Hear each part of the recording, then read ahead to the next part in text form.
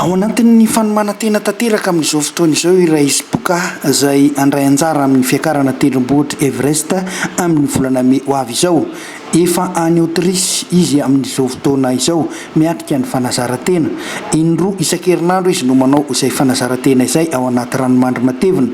Mandritra izany fanomanantena izany dia nanorim-pirenena vojimaika any amin'ity faritra be ranomandry any Aotrisy ity Raisy Boka.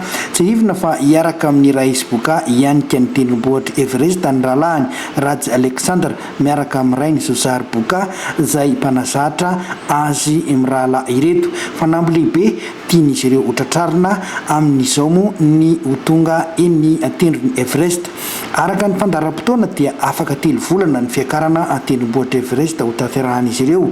Araka izany dia tsy nataon'izy ireo ambanin-javatra ny fanomanana ara-batana. Isan'ny tena ilaina betsaka ny fanomanana ny lafin'ny cardio amin'ity fiakarana tendrombohitra ity.